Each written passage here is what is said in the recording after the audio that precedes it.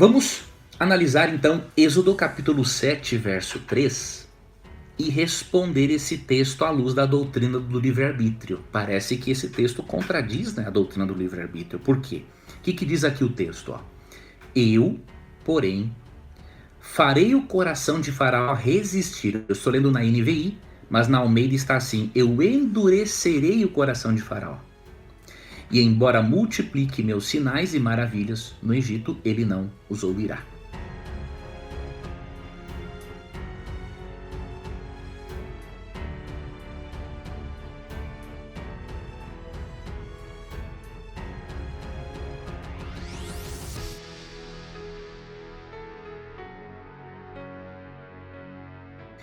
Veja, por que Deus disse que ele endureceria o coração de Faraó? Para tentar jogar uma aparente pulga atrás da sua orelha, tá? Veja o que diz aqui. Êxodo 8, 32. Mas também dessa vez o Faraó obstinou-se em seu coração. Na Almeida, Faraó se endureceu e não deixou que o povo saísse. Parece uma contradição. No capítulo 7, verso 3, disse que Deus endureceu o coração de Faraó. Já no capítulo 8, 32, que foi o próprio Faraó quem se endureceu. Qual dos dois versos está correto? Os dois estão corretos. E eu vou lhe explicar o porquê. Deus endurece o pecador, só que não diretamente. Ele endurece indiretamente. E aqui nós conseguimos harmonizar isso perfeitamente com a doutrina do livre-arbítrio. Tá? O que eu quero dizer com isso? Como que Deus endurece o pecador indiretamente? Da seguinte forma: quanto mais Deus atua em certos pecadores, piores eles ficam. Já quanto mais Deus atua em outros pecadores, melhores eles ficam, mais ele se dispõe a aceitar a Jesus. Nós podemos dar um exemplo. Vamos comparar o barro. Quando o sol entra em contato com o barro, o que acontece com o barro? Ele endurece, não é? Mas o mesmo sol, quando entra em contato com a cera, o que acontece com a cera? Ela derrete. E eu pergunto, o problema está no sol? Não, o sol é o mesmo, né? A diferença está nas diferentes matérias que mantêm contato com o sol. O mesmo acontece em relação a Deus. Deus é o sol da justiça. Há pecadores que têm o coração de barro como o Faraó. Quanto mais Deus atua, piores eles ficam.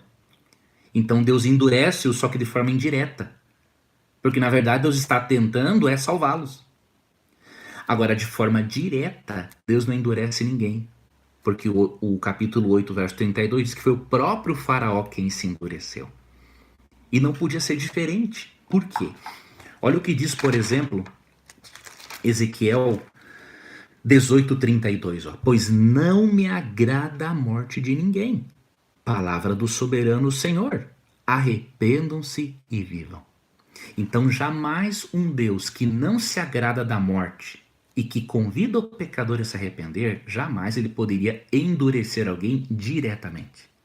Apenas indiretamente, mas jamais diretamente. Diretamente, quem se endurece é o próprio pecador.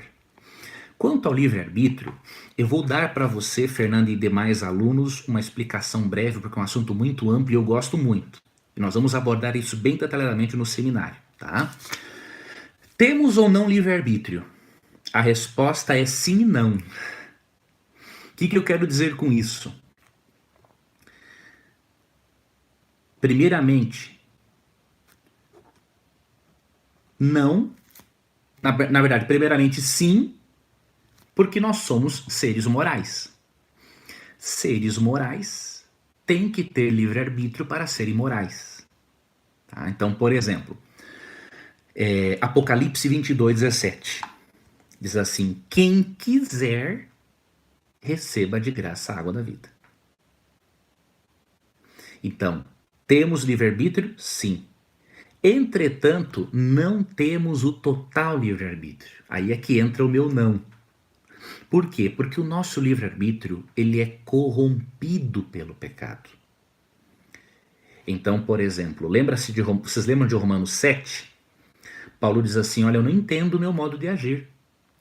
O bem que eu quero fazer, eu não faço.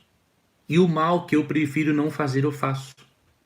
Isso é livre-arbítrio total? Não é.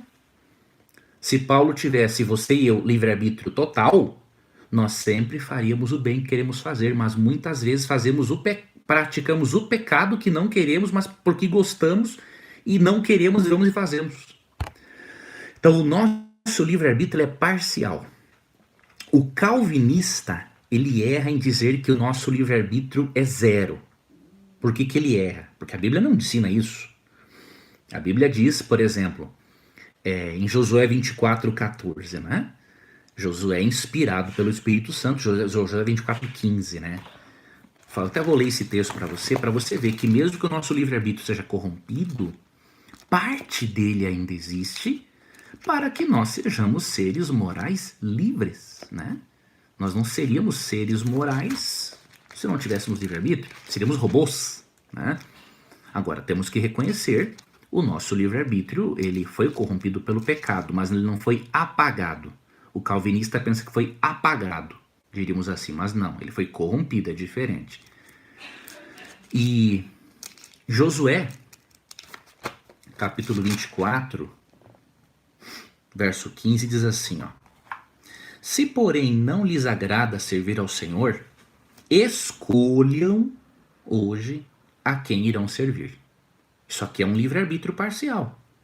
Se aos deuses que os seus antepassados serviram além do Eufrates, ou aos deuses dos amorreus, em cuja terra vocês estão vivendo.